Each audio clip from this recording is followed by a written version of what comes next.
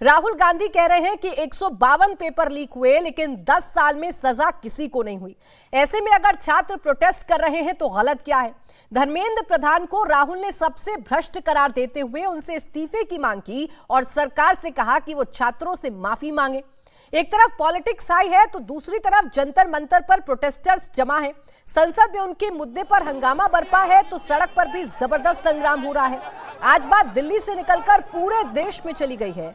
दिल्ली की सड़कों पर तो 2 दिन से हिंसा हो ही रही है। आज वैसी ही तस्वीरें देश के अलग अलग हिस्सों से भी सामने आ रही हैं।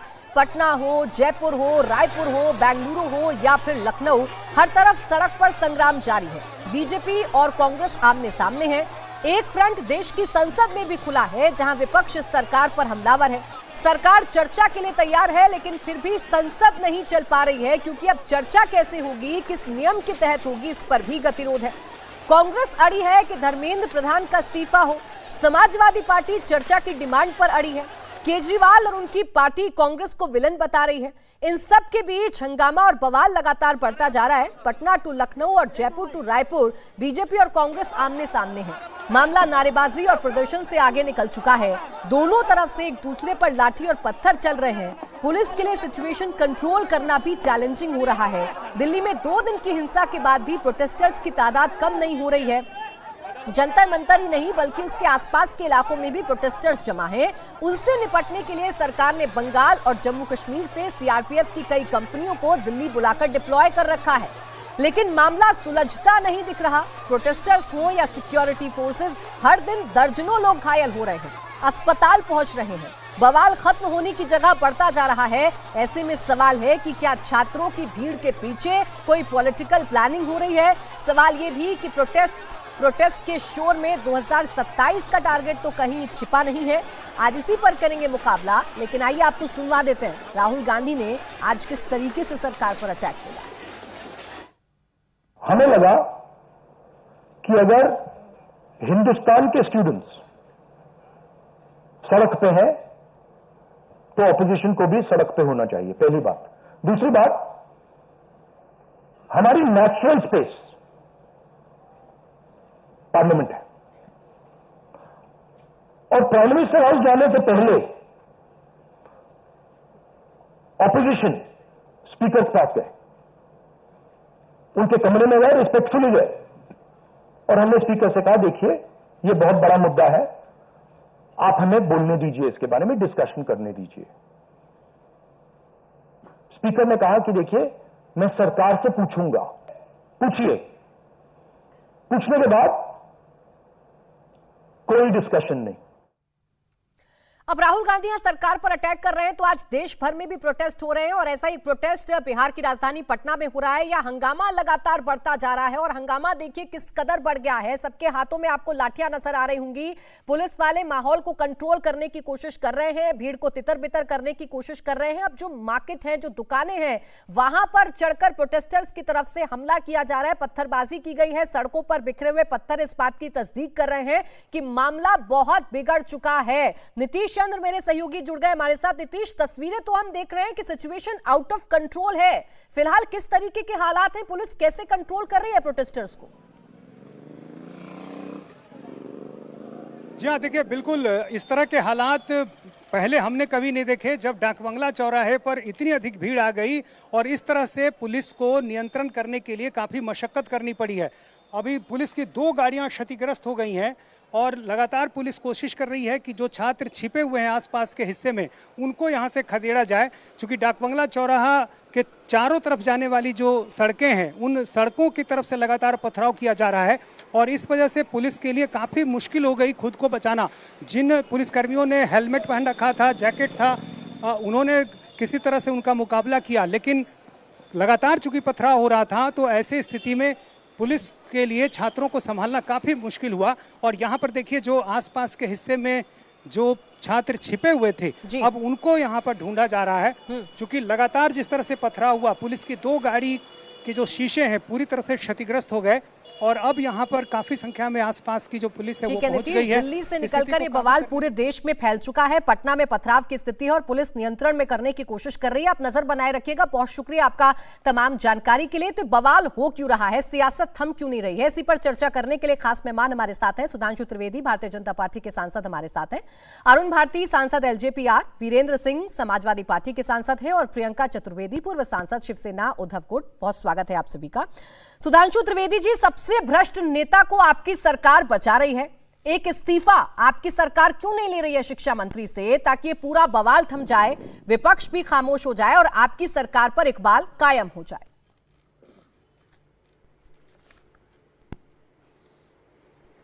देखिए, कोई भी विषय हो, छात्रों का विषय है, युवाओं का विषय है, सरकार उस विषय के ऊपर पूरी तरीके से संवेदनशील है।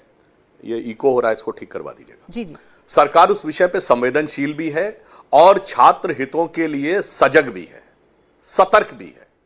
परंतु सभी को अच्छी तरीके से पता है कि विपक्ष जो कि अपनी सियासी शिकस्त का इंतकाम बच्चों के कंधों पर चढ़कर लेने का प्रयास कर रहा है, देश की प्रबुद्ध जनता इसे भली भांति समझ रही है। जहां तक इस विषय की बात है, तो जैसे ही यह संज्ञान में आया था, 3 मई को कार्रवाई हुई, 12 मई को यह सीबीआई को चला गया, 13 आरोपियों को गिरफ्तार किया जा चुका है। प्रधानमंत्री जी स्वयं कह चुके हैं कि इस पर कठोर कार्रवाई की जाएगी।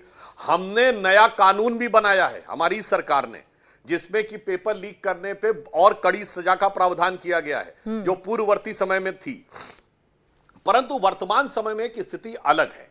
आप देखिए ये समस्या क्या हो गई है कि विपक्ष में एक होड़ लगी हुई है। विपक्ष अपने को पूरी तरीके से इर्रेलेवेंट महसूस कर रहा है। मैं ईमानदारी से कहना चाहूंगा, जो आज ये कॉकरोच जनता पार्टी जैसा एपिसोड खड़ा हुआ है, ये सरकार पे सवाल नहीं है, ये विपक्ष पे सवाल है। अगर विपक्ष जिम्मेदार होता, विपक्ष परिपक्व होता, विपक्ष के ऊपर विश्वास होता, सरकार का विरोध करने वालों पे हम आलोचना का स्वागत करते हैं, तो वो विपक्ष के से कहते हैं कि आप हमारे विषय को उठाइए। मगर अफसोस की बात यह है कि उन्होंने विपक्ष को इस लायक नहीं समझा। पहले विपक्ष के नेता वहां गए और बाद में राहुल गांधी जी को लगा कि सारा फुटेज तो सीजेपी को मिल रहा है, हमें तो मिल ही नहीं रहा है, तो वो जाकर प्रधानमंत्री आवास के बाहर लेट गए। और यह भी मैं कहना चाहूंगा, मतलब इसको दूसरे ढंग से भी कह सकते हैं, कभी कभी आपने देखा होगा कि अगर किसी बालक को कोई चीज ना मिले, हमने भी देखा होगा हमारे घरों में जो बच्चे होते हैं वो कई बार जिदिया जाते हैं तो जमीन पे लौटने लगते हैं। कुछ वैसा ही वहां पे विचित्र सा दृश्य दिखाई पड़ा। भारत के इतिहास में किसी नेता प्रतिपक्ष ने ऐसा नहीं किया। और सोचिए कैसा छलपूर्ण कार्य किया। खड़गे जी का आवास वहां से 250-300 मीटर दूरी पे है। खड़गे जी का कल जन्मदिन था, इस बहाने सारे कांग्रेस नेता वहां एकत्र हुए, कोई बात नहीं थी। अचानक वो बाहर निकले और पैदल चलते चलते यहां पे आ गए। उसका उद्देश्य और कुछ नहीं था, मीडिया का आकर्षण खींचना था, ताकि जो कुछ जंतर मंतर पर सो कॉल्ड कॉकरोच जनता पार्टी को मिल रहा है उसकी बजाय इनको मिल जाए। और देखिए ये दोनों ही पार्टियां, कांग्रेस और आम आदमी पार्टी, इनकी अपनी अपनी समस्या है। ये जो कॉकरोच जनता पार्टी वाले अभिजीत दीपके, ये पहले आम आदमी पार्टी का मीडिया देखते थे, ठीक है, और सोनम वांगचुक जी के पिताजी कांग्रेस के एमएलए रह चुके हैं। तो इन दोनों को लगता है कि भाई ये तो हमारा मामला है, इसमें तो हमारा एक्सक्लूसिव कॉपीराइट होना चाहिए, और इसके लिए ये इस प्रकार की व्यवस्था कर रहे हैं। लेकिन सुधांशु जी, जितना फोकस्ड आप लोग विपक्ष की रणनीति पर हैं, उतना फोकस्ड अगर स्टूडेंट्स के मुद्दे पर होते तो शायद इतना बड़ा प्रोटेस्ट खड़ा नहीं होता, इतनी बड़ी संख्या में स्टूडेंट्स बाहर नहीं निकलते और इस तरीके से हिंसक तस्वीरें नहीं आती, चाहे पुलिस वाले पिटे चाहे स्टूडेंट्स पिटे। पिट इस देश का नागरिक रहा है, हालात जो है वो बाहर हो रहे हैं नियंत्रण से, और दिन ब दिन ऐसी तस्वीरें आ रही हैं जो भयावह है। सुधांशु जी, इस पर रिस्पॉन्ड कीजिएगा। बस एक बड़ी खबर अपने दर्शकों को बता देते हैं। सोनम वांगचुक ने सरकार को चिट्ठी लिखी है, प्रदर्शनकारी छात्रों पर कार्रवाई ना हो। सोनम वांगचुक ये कह रहे हैं, सरकार भरोसा दे तो अनशन खत्म कर दूंगा। तो बातचीत का रास्ता तलाशा जा रहा है, संवाद का रास्ता तलाशा जा रहा है, और इसी बीच सोनम वांगचुक ने एक चिट्ठी लिखी है और इस चिट्ठी में उन्होंने सरकार से कहा है कि ये आश्वासन दे दें कि जो बच्चे प्रोटेस्ट में बैठे हुए हैं, जो स्टूडेंट प्रोटेस्ट में बैठे हुए हैं, उन पर कोई कार्रवाई ना हो, और अगर सरकार ये भरोसा देती है तो सोनम वांगचुक अपना अनशन खत्म कर देंगे। अब जरूरी यही है कि सोनम वांगचुक अपना आश्वासन दे, जरूरी ये है कि जंतर मंतर पर जो भीड़ जुटी है उसके अंदर इकबाल पैदा हो और विपक्ष जो सवाल पूछ रहा है उस सवालों के जवाब दिए जाएं। अब इस पर एक छोटा जवाब दे दीजिए सुधांशु जी, फिर अन्य मेहमानों के पास जा रही हूं। क्या भरोसा देगी आपकी सरकार कि स्टूडेंट्स के साथ कुछ गलत नहीं होगा, कोई कार्रवाई नहीं होगी? देखिए, छात्रों के प्रति पूरी तरीके से सरकार संवेदनशील है और सरकार प्रतिबद्ध है कि उनके साथ किसी भी प्रकार का अन्याय नहीं होना चाहिए। और अभी देखिए, नीट का एग्जाम पूरी तरीके से सक्सेसफुली कंप्लीट भी हो गया। मगर यहां समस्या क्या है कि जो लोग उसके अंदर घुस गए हैं, मैं दर्शकों से कहता हूं, क्या वो छात्र हैं? अब एक कोई टीचर प्रोफेसर आके कहती है अल्लाह का नाम रहेगा, उसका क्या लेना देना है छात्र से?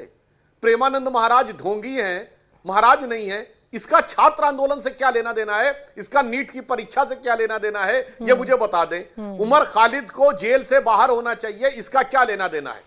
मैं सिर्फ ये कहना चाहता हूं, नीट के एग्जाम में इंजीनियरिंग और मेडिकल के लिए होता है, तो इंजीनियरिंग के बच्चे फिजिक्स केमिस्ट्री मैथ पढ़ते हैं और मेडिकल के बच्चे जूलॉजी बॉटनी केमिस्ट्री। मैं लाखों दर्शकों से कहता हूं, physics chemistry math zoology botany chemistry से लेके न्यूटन के लॉ से लेके जितने भी न्यूक्लियोटाइड्स और ये सब होते हैं बॉटनी में, कोई रास्ता बता दे इसका क्या कनेक्शन है। और देखिए, राहुल गांधी जी विचित्र 152 पेपर लीक बोल रहे हैं।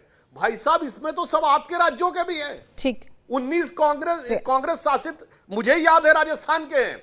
यानी इसी की वजह से ये बेचारे कभी एग्जाम क्वालिफाई नहीं कर पाए, क्योंकि ये अपने ही क्वेश्चन को गलत लिख देते हैं। ठीक है सुधांशु जी, अगर साजिशें भी हो रही हैं तो ये जिम्मेदारी भी सरकार की है ना कि इन साजिशों को नेस्ता नाबूद किया जाए। ये कोशिशें भी आप ही को करनी है कि ऐसे प्रोटेस्ट को बंद करवाया जाए। अगर कुछ गड़बड़ हो रही है तो ये जिम्मेदारी भी आपकी। रही बात विपक्ष की, तो प्रियंका चतुर्वेदी जी, अब सरकार ये कह रही है कि विपक्ष में तो क्रेडिट लेने की भूख है, विपक्ष तो क्रेडिट लेना चाहता है, मुद्दे से ज्यादा इस बात की विपक्ष को पड़ी है कि कौन युवाओं के साथ ज्यादा खड़ा है, और यही कल दिन भर से हम देख रहे हैं। अगर आज बीजेपी युवाओं के साथ खड़ी होती तो शायद विपक्ष में ये होड़ ही नहीं लगी होती। जब सत्ता पक्ष ही युवाओं को छोड़ बैठी है, सत्ता पक्ष के चलते ही जो वो बच्चे मांग कर रहे थे कि उनका इस्तीफा होना चाहिए, अब तक इस्तीफा नहीं दिया गया है। और बात सिर्फ नीट यूजी की नहीं है, CUET की भी है, जहां उस सिस्टमैटिक ग्लिचेस आए थे। बात UGC गाइडलाइंस की भी है। मुझे हैरानी होती है, सुधांशु जी हमेशा UGC गाइडलाइंस के लेकर चुप्पी बांधे रहते हैं, जबकि पूरे नॉर्थ इंडिया में इसके ऊपर प्रोटेस्ट हुआ था, पूरे देश भर में ये प्रोटेस्ट हुआ था। और ये प्रोटेस्ट जब सुप्रीम कोर्ट पहुंचा था तो सुप्रीम कोर्ट ने UGC गाइडलाइंस पर स्टे लगाई थी। उससे क्या आ रहा था? वो विभाजनकारी सोच जो भारतीय जनता पार्टी की धर्मों को लेकर हुई है, वो जातियों को लेकर कर रहे थे, वो भी धर्मेंद्र प्रधान कैंपसेस में कर रहे थे, जहर घोलने का कैंपसेस में कर रहे थे। उसके विरोध में सुधांशु त्रिवेदी जी चुप रहे, बल्कि उनको उस समय पे बोलना चाहिए था, पर खैर सुप्रीम कोर्ट ने उस पर पाबंदी लगाई। 2024 में जब नीट के एग्जाम लीक हुए थे, तब यही धर्मेंद्र प्रधान जी ने आकर कहा था, मंच पे पार्लियामेंट के सदन में कहा था कि मैं ये फिर से रिपीट नहीं होने दूंगा। क्या होता है? 2025 में फिर से रिपीट होता है, 2026 में एग्जाम कैंसिल होता है, फिर से 22 बच्चे सुसाइड होते हैं कि जाने जाती हैं, फिर भी इनकी आंखों में किसी तरीके की नमी नहीं आती है, अहंकार में कोई कमी नहीं आती है। तो ये तो इनकी दिक्कत है। और आज यहाँ पे आकर कह रहे होड़ मची हुई है, कोई वहां पे कोई छोटा बच्चा रहता है, क्रेडिट दो, कोई प्रधानमंत्री के बाहर करता है। अरे भाई साहब, बस एक ही चीज पूछ रही हूँ आपसे, चाहे प्रधानमंत्री के घर के बाहर करें या चाहे जंतर मंतर पे करें, चाहे मुंबई में करें, चाहे पटना में करें, मांग तो एक ही है ना। मांग यही है कि धर्मेंद्र प्रधान का इस्तीफा हो।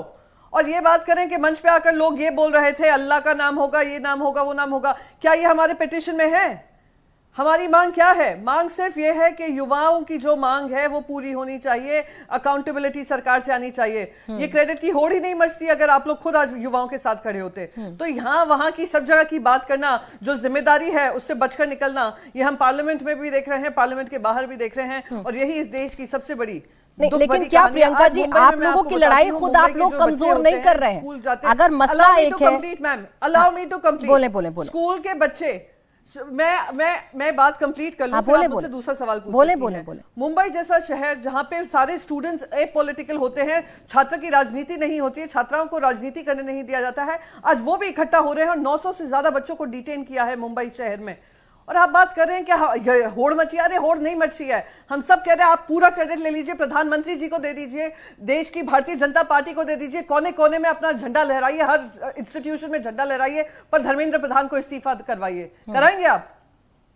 नहीं, ये बात क्या अरविंद केजरीवाल को समझाई जा सकती है? प्रियंका चतुर्वेदी जी, आज आपके नेता उनके साथ प्रेस कॉन्फ्रेंस में बैठे थे, वही है जो सबसे पहले, मेरा क्या लेना देना, वही है जो यहाँ के देश के युवाओं से लेना देना है। अरे आप देखिए, ध्यान भटकाने का काम मत करिए, चाहे अरविंद केजरीवाल हो, चाहे राहुल गांधी जी हो, चाहे बाकी सारे हो, अभिजीत दिपके हो, चाहे वो सोनम वांगचुक जी हो, एक ही बात सभी कह रहे हैं। नहीं प्रियंका जी, मैं ध्यान भटकाने की कोशिश नहीं कर रही हूँ, फिर से दोहरा रही हूँ प्रियंका जी, मैं ध्यान भटकाने की कोशिश नहीं कर रही हूँ। मैं तो असल में ये समझना चाह रही हूँ कि विपक्ष के अंदर चल क्या रहा है। अरविंद केजरीवाल जी को भी ये समझाई दीजिए कि राहुल गांधी भी वही मुद्दा उठा रहे हैं जो आप उठा रहे हैं, तो फिर इसमें लड़ाई झगड़े का मतलब क्या है? मैडम देखिए, मैं जब बोल रही होती हूँ ना, जब आप बीच में बोलती हैं तो मैं सुन नहीं पाती हूँ। बोले या तो आप बोल लीजिए या मैं बोलूँ। बोले पहले सब सवाल मुझसे कर लीजिए, या फिर इंतजार करिए कि मेरी बात खत्म हो जाए तो सवाल पूछिए। बोले प्रियंका जी, मेरा तो एक ही सवाल है, उसका जवाब देते, फिर उसके बाद आपके सवाल का जवाब ले लूंगी मैं सुधांशु जी से। मैं कौन होती हूँ नसीहत देने वाली? नहीं, मैं कौन हूँ जो नसीहत किसी को दूं? मैं आपसे बस ये नसीहत जो युवा मांग रहे हैं और कह रहे हैं वो मैं आपको दे सकती हूँ, वो आपके माध्यम से जनता को पहुंचा सकती हूँ कि देखिए, हम यहाँ पे आपकी आवाज उठा रहे हैं, हम मांग कर रहे हैं कि इस्तीफा दीजिए, ये हमसे पूछ रहे हैं कि आप अरविंद केजरीवाल को नसीहत दीजिए। मैं तो सिर्फ एक नसीहत देने आई हूँ कि आप पूरा होड़ लेना चाहते हैं, क्रेडिट लेना चाहते हैं, ले लीजिए। ठीक है, इस पर जवाब सुधांशु जी दे दीजिए। प्रियंका जी, आप नहीं दे सकती सलाह, लेकिन आपके नेता आज प्रेस कॉन्फ्रेंस में बैठे थे, इसीलिए आपसे मैं उम्मीद कर रही थी। खैर, आप लोगों की मांग अगर एक है तो इसका जवाब सुधांशु जी दे दीजिए। क्रेडिट ले लीजिए आप, प्रियंका जी कह रही है सारा क्रेडिट आप ले लीजिए, लेकिन वो करिए जो विपक्ष कह रहा है, जो युवा कह रहे हैं, जो स्टूडेंट्स कह रहे हैं। बता दो, विपक्ष नहीं कह रहा, देश के युवा कह रहे हैं, देश के युवा। हम तो उनकी मांग, ये जो कुछ बोला जा रहा है इस पे ध्यान मत दीजिए। सुनिए, प्रियंका जी ने कहा जो बोला जा रहा है उस पर ध्यान न दीजिए, हमने तो जो लिख के दिया ये नहीं है, यही है कथनी और करनी में अंतर। प्रियंका जी कान खोल के सुनिए क्या क्या बोला जा रहा है। संसद को उखाड़ फेंकेंगे, मोदी का लास्ट डे है, उमर खालिद को बाहर लाना होगा, हमें चाहिए आजादी, मेरा लिंक मेरी आजादी, हम उमर खालिद को जेल से बाहर करिए, सीता के पति का नाम लेके नीता के पति का काम, भगवान राम का अपमान। अरे भाई, कह ये रहे, कर क्या रहे हैं? इसी कहते कथनी करनी में अंतर। और जो आपने कहा, जब नड्डा जी ने बुलाया और दो प्रतिनिधि जाके मिले तो नड्डा जी ने पहला सवाल ये किया कि हाँ बताइए आपकी क्या डिमांड है, जब सरकार की तरफ से धर्मेंद्र प्रधान का इस्तीफा हो, यही एक मांग है। तो काहे नारे लगवा रहे? रुकवाओ पहले ये नारे रुकवाइए, क्योंकि ये नारे इस आंदोलन में नहीं लड़ रहे हैं। यही पहलवानों के आंदोलन में लग रहे थे, यही किसानों के आंदोलन में लग रहे थे, यही सीए में लड़ रहे थे। यानी ये एक ही आवाज है जो मुखौटा बदल बदल कर हर आंदोलन में घुसना चाहती है, कभी मुसलमान के पीछे, कभी किसान के पीछे, कभी पहलवान के पीछे, कभी नौजवान के पीछे। ये एक ही चेहरा है, और जो कि हर जगह अराजकता की गिद्ध दृष्टि देखता है, सत्ता लोलुप होकर यह देखने का प्रयास करता है। और मैं अब प्रमाण सहित बता रहा हूं, जब नड्डा जी ने बात करने के लिए बुलाया, सारे दर्शक जानते हैं, तो जब नड्डा जी ने कहा आपकी डिमांड क्या बताइए, तो क्या कहा उन दोनों प्रतिनिधियों ने? डिमांड तो हम लाए नहीं, हम 4 बजे तक देंगे। मतलब आप सोचिए कि गंभीरता क्या है आंदोलन की, कि मतलब मिलने जा रहे हैं सरकार से और कोई डिमांड ही नहीं थी सामने। कहा डिमांड अभी हम 4 बजे के बाद लाके देंगे। लेकिन सुधांशु जी, एक डिमांड तो बड़ी स्पष्ट है ना सुधांशु जी, एक डिमांड तो बड़ी स्पष्ट है और लाउड एंड क्लियर है। जब से नीट पेपर लीक हुआ है, जब से नीट पेपर लीक हुआ है सुधांशु जी, जब से एक ही डिमांड है, वो बड़ी लाउड एंड क्लियर है विपक्ष की। धर्मेंद्र प्रधान का इस्तीफा मांग रहे हैं ये। नहीं प्राची जी 1 मिनट। अच्छा देखिए, जब सरकार से डिमांड की जाती है तो ब्लैक एंड व्हाइट में, और अगर बयानों पे, तो बयान मैंने 1 दर्जन गिना दिए। बयानों में तो मोदी जी के बारे में भी अंशंट है, अमित शाह जी के बारे में अंशंट है, फिर आप कह रहे हैं इनको इस्तीफा देना चाहिए। तो जब आप सरकार से मिलने जा रहे हैं तो ये कहेंगे नहीं वो तो अंडरस्टूड है। और फिर जो बच्चे जिनके वीडियो आ रहे हैं, मैं ये कहना चाहूंगा, जो वास्तविकता में बच्चे हैं उनके साथ आप कैसा मजाक कर रहे हैं। कोई एक बच्ची का वीडियो आ रहा है जिसको नीट का फुल फॉर्म ही नहीं पता, तो एक व्यक्ति का आ रहा है कि मैं पीसीएस दे रहा हूं, मगर वो बेचारा वाइस प्रेसिडेंट का नाम नहीं बता पा रहा है। तो एक लड़की का वीडियो आ रहा है जिसमें वो कह रही है शिक्षा मंत्री का इस्तीफा होना चाहिए, उससे पूछा जा रहा है शिक्षा मंत्री का नाम क्या है, तो कहता है ऐसा उसने कोई काम ही नहीं किया कि नाम पता हो। इससे साफ समझ में आता है कि वो छात्र नहीं है, और नीट क्वालिफाई करने वाला छात्र इतनी कम जानकारी वाला नहीं हो सकता। लेकिन सुधांशु जी जो छात्र वहां बैठे हैं, उनके नीट के पेपर अगर लीक हुए हैं तो उनका गुस्सा आपके प्रति जायज है। वो आपसे सवाल सिर्फ धर्मेंद्र प्रधान और आपके सिस्टम को लेकर बार बार पूछ रहे हैं। रही बात सियासत की, तो जवाब फिर मैं आ रही हूं प्रियंका जी आपके पास। वीरेंद्र जी बस इसका जवाब दे दीजिए। सुधांशु जी और पूरी की पूरी सरकार ये कह रही है कि विपक्ष छिप गया है छात्रों के पीछे, ऐसे आंदोलनकारियों के पीछे जिनका एजेंडा ही समझ में नहीं आ रहा है, जिनका एजेंडा राष्ट्र विरोधी है?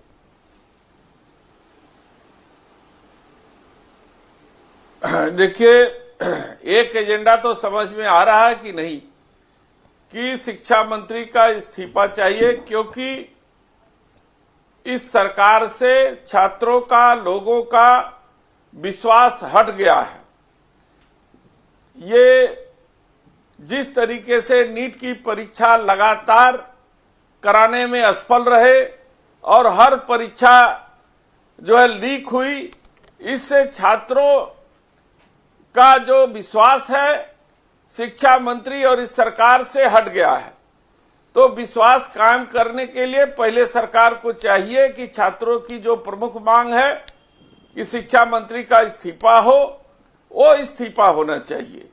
बाकी जैसा हमारे सुधांशु जी कह रहे थे, हमने किसान आंदोलन में भी देखा कि 3 काले कानून के विरोध में जब किसान धरनारत थे तो उनको आतंकवादी कहा गया, देशद्रोही कहा गया और दुनिया भर के ऐसे ही जो है नामों से नवाजा गया। अंत में भारत सरकार को इन 3 काले कानून को वापस लेना पड़ा।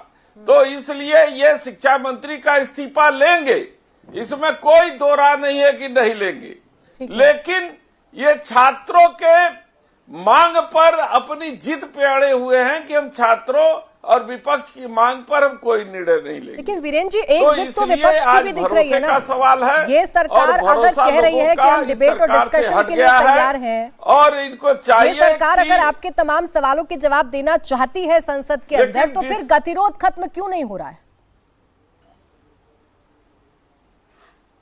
देखिए, सरकार बड़ी चालाकी से उन नियमों के तहत वो चर्चा नहीं चाहती है जिस नियमों के तहत काम रोको प्रस्ताव के तहत हम चाहते हैं, वो नहीं चाहती है, क्योंकि उसमें वोटिंग का भी एक राइट बनता है।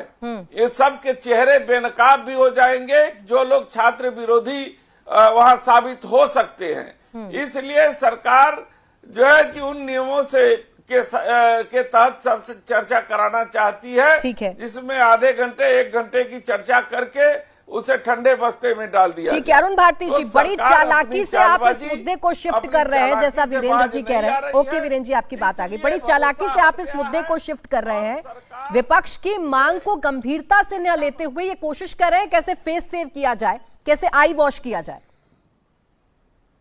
प्राची जी, पहले विपक्ष गंभीरता से मांग तो करे, उसकी मांग में कोई गंभीरता है ही नहीं। हर बार वो तैयार होकर के आते हैं कि संसद कैसे ना चले, लगातार प्लेकार्ड के माध्यम से काले कुर्ते पहन करके आते हैं। विरोध करने का आपका अपना, आप सुधार लीजिए। अरे अपने बारे में बोलिएगा शासक महोदय, मैं अपनी बात कहूं पहले। छात्रों के मांग के साथ प्राची जी, वीरेंद्र जी पहले ये अपनी मांग में गंभीर हो जाए। लगातार ऑल पार्टी मीट में इन्होंने मांग रखी, इन्होंने बीएसई में अपनी मांग रखी, अध्यक्ष महोदय के साथ जब बैठ करके बात हो रही थी उस वक्त भी मांग रखी, लेकिन इनकी मांग में गंभीरता दिखती नहीं है। हर बार ये गोल पोस्ट बदलते हैं। देखिए, हमारे नेता चिराग पासवान जी ने कल स्पष्ट रूप से कहा है, जिस दिन ये उस एनडीए की बैठक के बाद, कि हम लोग छात्रों के कंसर्न्स के साथ हैं, मगर इन छात्र आंदोलन के माध्यम से जो राजनीतिक दल अपनी राजनीतिक चमचमकाना चाहते हैं, इन छात्रों की भीड़ के ऊपर पलना चाहते हैं, हम उनके साथ नहीं है। आप ये बताइए कि हर सिक्के के 2 पहलू है तो होते हैं प्राची जी। जहां पर छात्रों की मांग है और सरकार बात करने के लिए तैयार है, उनके प्रतिनिधियों से बात की, उसके साथ दूसरा पहलू यह भी है कि जो छात्र नीट में उत्तीर्ण हुए हैं, 11 लाख से ज्यादा छात्र है, 5 लाख ओबीसी है, 1.5 लाख से ज्यादा एससी है, क्या उनकी बात भी नहीं सुनी जाएगी?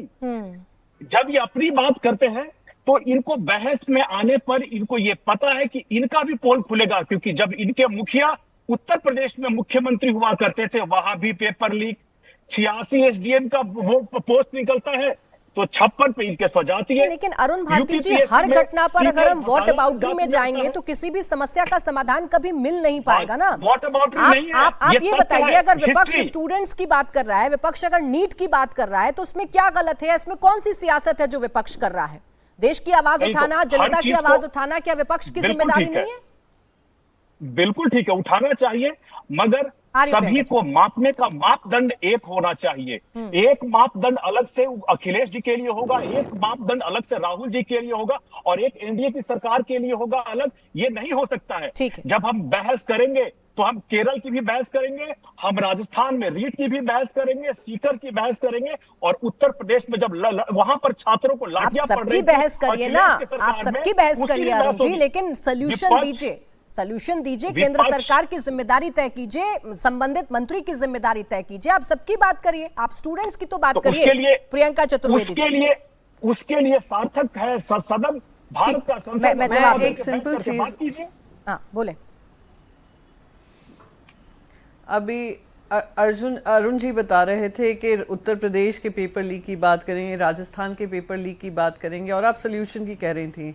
तो तब जिन जिन लोगों पे ये ब्लेम कर रहे हैं और वॉट अबाउटरी कर रहे हैं, जनता ने उनको जवाब दिया है ना, उनको सरकार से हटाया है।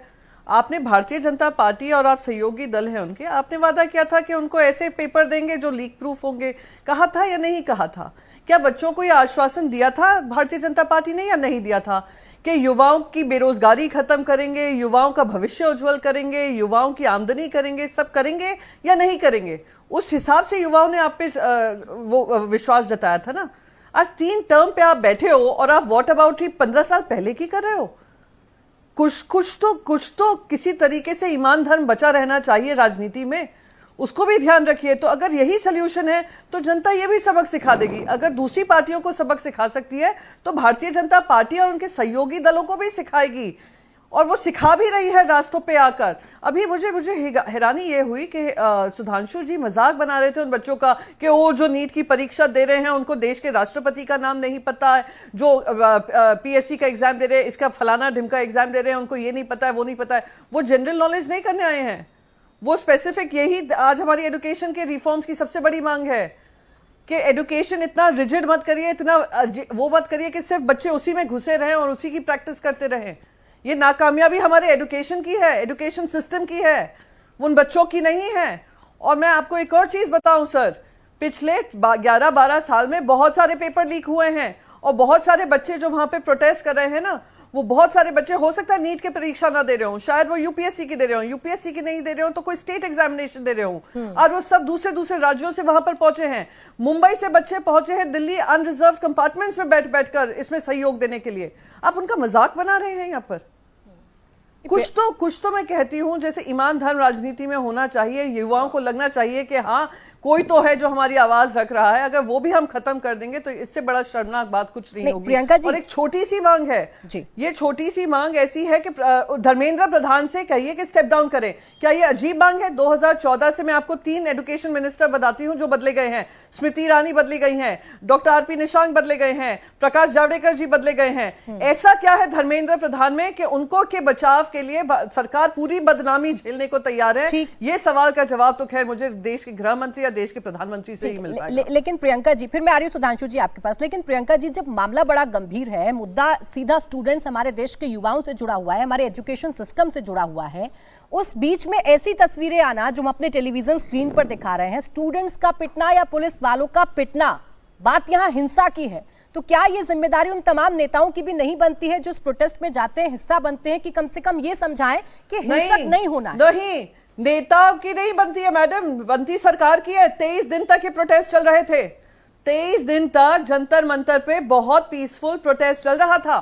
देश के अगर प्रधानमंत्री से लेकर एजुकेशन मंत्री चाहते तो जो जेपी नड्डा जी ने चलो सांसद वाले दिन बातचीत के दरवाजा खोला है, अगर 22 दिन पहले ही सोनम वांगचुक के साथ खोल दिया होता तो शायद आज हम यहां पर नहीं होते। अरे चलिए छोड़िए 22 दिन का प्रोटेस्ट, मैं कह रही हूं कि जब ये पेपर लीक हुआ और तब बच्चे प्रोटेस्ट कर रहे थे, तब चीफ जस्टिस ऑफ इंडिया कहते हैं ये कॉकरोच कीड़े मकोड़े हैं। तभी भी शायद संवाद शुरू हो सकता था सरकार का कि चलिए हमारी इस बात से सहमति नहीं है, हम बच्चों से बात करना चाहते हैं, समझना चाहते हैं क्या दिक्कतें हैं। 22 बच्चे मर गए और आपके आंखों में नमी भी नहीं आई, यही दर्द होता है। आपको मैं एक वीडियो सुनाती जहां पे गुजरात से एक पेरेंट आया हुआ है, वो कहता मेरा एक बेटा तो खो गया है, दूसरे बेटे को नहीं खोने देना चाहता हूं, इसलिए आज मैं इस प्रोटेस्ट में शामिल हूं। उन आवाजों का आप क्या करेंगे, उन दर्द का आप क्या करेंगे? ठीक है सुधांशु जी, सारी जिम्मेदारी सरकार की ही है। सरकार से चूक हुई कैसे? सरकार ने क्या वक्त रहते इस मुद्दे को नहीं भांपा? और ऐसी तस्वीरें ना आए, ये जिम्मेदारी तो सरकार की ही है, विपक्ष की तो है नहीं। देखिए, प्रियंका जी को हल्की छिछोरी बात नहीं करनी चाहिए। मैंने कहा जिस बच्चे को नीट का फुल फॉर्म नहीं पता है वो कहे कि मैं नीट में सेलेक्ट होना था, मतलब आप चुनाव लड़ रहे हैं एमपी का और एमपी का फुल फॉर्म ना पता हो, इसलिए ऐसी हल्की बात मत करिए। नहीं, आप क्या बात अरे आपने कहा, शब्दों का आपने कहा मतलब नीट का फुल फॉर्म ना पता हो, आप कह रहे हैं ये ऐसा नहीं वैसा ये वो। मैं वही कह रहा हूं, जब मैंने वर्ड क्या बोला, मैंने कहा जिसको नीट का फुल फॉर्म नहीं पता वो छात्र नहीं है, वो कोई और है। जिसको सीबीएसई का फुल फॉर्म नहीं पता वो छात्र नहीं, कोई और है। इस्तेमाल किया उसको आप पहले माफी मांगिए, क्योंकि आपने ये कहा कि साहब आपने मेरे लिए क्या ये शब्दों का इस बात कर रहे हैं शिक्षा व्यवस्था का दोष है। अरे नीट का फुल फॉर्म नहीं पता, इसमें शिक्षा व्यवस्था कहां से आ गई? आप कह सकते हैं इसका मतलब जो है वो छात्र नहीं है, क्या शब्दों का इस्तेमाल किया है? कंधे पर चढ़कर राजनीति करना चाह रहे हैं। सुधांशु जी, आपसे ये उम्मीद नहीं थी। अच्छा चलिए आप बता भी दीजिए। अपने शब्दों का चयन ठीक से नहीं कर पाएंगे, आप कुछ तो भी मैं कह तो रहा हूं, आपने ये कहा कि नीट का फुल फॉर्म नहीं पता है, उसके बाद में शिक्षा व्यवस्था का दोष है। एक डिबेट के समय पर तो मैं भी आपसे कह रहा हूं, ये बताइए क्या होता है अगर नीट का फुल फॉर्म किसी को नहीं पता, इसमें शिक्षा व्यवस्था का दोष कहां से है भाई?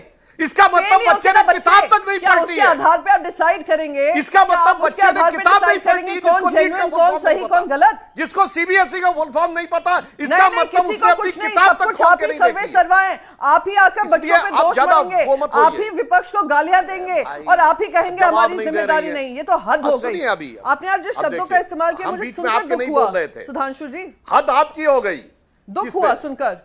अच्छा अब सुनिए और आगे स्टेप बाय स्टेप बता रहा हूं। नहीं, आपने शुरुआत ही की। अब प्रियंका गांधी जी का आज का सुबह का वक्तव्य सुन लीजिए। या आपके मुंह से ये शब्द निकले हैं, मेरे मुंह से नहीं आपने भी तो व्यक्तिगत टिप्पणी की ना। नहीं, मुझे नहीं वक्तव्य सुनना आपका। बात कर रहे हैं, आप पहले शब्दों का चयन ठीक करिए। जीके टेस्ट नहीं है, नीट का एग्जाम का फुल फॉर्म नहीं पता, ये जीके टेस्ट नहीं है प्रियंका जी। इसका मतलब व्यक्ति ने किताब भी नहीं देखी है। हाँ, कोई टेस्ट नहीं है, कुछ नहीं है, सिर्फ आप ही अकलमंद हैं। आप लोग ही डिसाइड करेंगे कौन उस टेस्ट में बैठ सकता है, कौन उठ सकता है, कौन क्या मुंह खोल सकता है। नहीं, मैंने नहीं कहा, मैंने कोई बैठ सकता है, पर इस ढंग के क्वेश्चन का जवाब ना देकर जो बैठे अच्छा, एक सेकंड, आपने ये शब्द का इस्तेमाल कैसे किया? बीच में घुसपैठी हैं। सुधांशु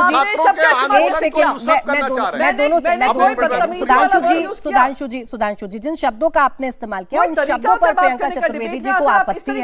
आपने हल्के और छिछोरे शब्द का इस्तेमाल किया, उस बात पर प्रियंका चतुर्वेदी जी को आपत्ति है। वो इस बात पर आपसे कह रही है कि ऐसे शब्दों का इस्तेमाल नहीं करना चाहिए। नहीं, किसी महिला से ऐसी बात कर सकते हैं? सुनिए, मैं ऐसे शब्दों का प्रयोग आपको नहीं शर्म करता आनी हूं, चाहिए। पर यदि कोई ये कहे कि नीट का एग्जाम का फुल फॉर्म पता होना जीके टेस्ट है तो ये अपने आप में आपत्तिजनक है। अरे forget it, you don't try. आप यहाँ की बात मत करिए। अब पहले अपने शब्दों का चयन करिए, शब्दों का वापस करिए और माफी मांगिए मुझसे। किसी महिला से आप ऐसी बात करेंगे अपनी डिबेट जीतने के लिए? आपने ये बात कही कि नीट के एग्जाम का फुल फॉर्म पता होना जीके टेस्ट है। नीट का फुल फॉर्म पता होना नीट एंट्रेंस वाले बच्चे के लिए जीके टेस्ट है। अगर आपको लगता है ये बात सही है तो ठीक है, मैं अपना शब्द वापस लेता हूं। बताइए, मैंने अगर गलत बात कही हो तो आप कहिए गलत बोल रही हैं। आपने शब्दों का चयन गलत किया है। नहीं, आपने तो ये कहा, अरे ये कोई जीके टेस्ट थोड़ी है कि अगर मैंने गलत कहा, कहिए प्रियंका गलत बोल रही है। अब खैर छोड़िए, नहीं, आप क्या विषय को डाइवर्ट मत प्रियंका ने गलत किया, मुझे हंसी आई उसकी बात कमजोर है तो विषय को डाइवर्ट मत करिए प्लीज। बदतमीजी भरे शब्द इस्तेमाल करते हैं, कहते छोड़िए यहाँ की बात। जी के ऐसे शब्दों का इस्तेमाल ना करें सुधांशु जी। सुधांशु जी, जिन शब्दों से किसी की भावनाएं आहत हो ऐसे शब्दों का इस्तेमाल ना करें। अब मुद्दा से फितना है विपक्ष की मांग, पूरे देश की मांग और छात्रों की मांग, युवाओं की मांग है। धर्मेंद्र प्रधान का इस्तीफा कब होगा? पहले तो एक मिनट प्राची जी। जी बोले। अरे नहीं भाई, ये कोई तरीका नहीं होता कि चिल्ला चिल्ला के एक सेकंड, प्रियंका जी, मैं अपना शब्द वापस लेने को तैयार हूं। सुनिए प्राची जी, इस्तेमाल करके बात कर रहे हैं। प्रियंका जी वो अपने शब्द वापस लेने के लिए तैयार है। एक मिनट, तैयार हो क्या? बोले माफी मांगता हूं प्रियंका। सुनिए, आपसे सम्मान से बात करती हूं हमेशा। लेने को तैयार हूं। अगर आपका ये कहना है बदतमीजी नहीं सहन करूंगी। आपने अपने टर्न पे बोलिए। मैं प्रियंका जी सुनिए, अजीब बात है। अब मेरी बात सुन लीजिए। अगर आप अपनी इस बात पे से अपना वापस लेती हैं कि नीट के एग्जाम क्वालिफाई करने वाले बच्चे को नीट का फुल फॉर्म पता होना एक जीके टेस्ट है, अगर आप इस विषय को वापस लेती, मैं भी अपना शब्द वापस लेता हूं। अगर आप इस बात पे अड़ी हुई है तो फिर विषय को छोड़ दीजिए। बताइए, आप वापस लेती, मैं भी वापस लेता हूं। बताइए। देखिए सुधांशु जी आप मुद्दे से भटकने का काम मत करिए। मुद्दा ये नहीं है कि मैंने क्या कहा नीट को लेकर। चलिए मैं कह दूं जीके की बात नहीं थी, मैंने शायद आपकी बात समझी नहीं। आपने शब्द इस्तेमाल कैसे किया मेरे बारे में? ठीक है, जीके की बात नहीं, आपने इतने हल्के में कैसे मेरे बारे में बात की? इन्होंने अगर जीके वाली बात वापस ली तो नहीं, आप मुझसे सहमत रहे, मैं बिल्कुल उसके विश्वास कर सकती हूँ, ठीक है, पर इन शब्दों का इस्तेमाल करें मैं ये कतई सहन नहीं चलिए वो भी शब्द वापस ले रहे हैं, आप भी शब्द वापस ले रहे हैं। ठीक है सुधांशु जी, हमने भी वापस ले लिया, अब आगे बढ़िए। क्या आप अपनी बेटी को बोलेंगे? क्या आपने विमेन एमपीज के साथ आप ये बात करेंगे कि छिछोरी बात कर रही है? अरे भाई मैं आपको चैलेंज कर रही हूं, अगर कोई ऐसी बात कहेगा कि महिला सांसद को अपनी कलीग को जाकर ये बोलिए ये शब्द टेस्ट है, जाकर आप ये शब्द बोलिए। वापस ले लिया तब मैं आपको फिर से चैलेंज कर रही हूं। बिना वजह का आप इशू बनाए। अरे क्या वापस लिया? कोई एहसान किया जो आपकी बची कुछ इज्जत है सर, उसको ऐसे ना गिराइए। अच्छा ठीक है, प्रियंका चतुर्वेदी, मैं आप दोनों से कह रही हूँ जिन शब्दों पर आपत्ति है उन शब्दों का इस्तेमाल ना तो किया जाएगा और उन शब्दों को हटा दिया जाएगा। अब आइए लौटकर सुधांशु त्रिवेदी जी, अब देखिए आखिर में इस बात का जवाब दे दीजिए। प्रियंका जी आपका सवाल हो जाएगा, आप इस बात का जवाब दे दीजिए कि सरकार जवाबदेही कैसे तय करेगी, सरकार इस सबको कैसे खत्म करेगी? अपने शब्दों का चयन एक सेकंड प्रियंका जी बोले, कैसे खत्म करेगी सरकार सब कुछ? हाँ अब मैं बताना चाहता हूं पूरी विषय। अब सुनिए, तो सरकार जो खत्म करेगी सवाल पूछने में, आज प्रियंका गांधी जी ने संसद के बाहर क्या बोला? 26, 27, 28 साल के बच्चे नीट का एग्जाम दे रहे हैं। मैं पूछना चाहता हूं 26, 27, 28 साल का बच्चा कौन सा नीट का एग्जाम देता है? ये इन नेताओं की समझ के ऊपर सवालिया निशान है। और मैं एक फैक्ट बताना चाहता हूं, ये जब नीट का एग्जाम नहीं था 2016 से पहले, बच्चों तो इन्हीं बच्चों के लिए क्या रास्ते थे? प्राइवेट कॉलेजेस की सीटें बिकती थी बाकी सब क्या उस समय एमबीबीएस में। भाई ये क्या तरीका चिल्लाने का? भाई लगातार चिल्लाते चले जाना, अब विषय खत्म हो गया उसके बाद बीच में बोलना, ये क्या तरीका है भाई डिबेट करने का? अरे टॉपिक हम तो आपके में नहीं बोले थे, सरकार काम क्या करेगी? वो विषय भी समाप्त हो गया। अब सुनिए, हाँ टॉपिक पे बोल रहा हूं मैं, नीट पे बोल रहा हूं। जब नीट का एग्जाम नहीं था तो एमबीबीएस की सीटें बिकती थी 20-25 लाख रुपए से 50 लाख में अंडर ग्रेजुएट की और 50 लाख से 1 करोड़ में पोस्ट ग्रेजुएट की। कोई मिडिल क्लास का बच्चा सोच ही नहीं सकता था।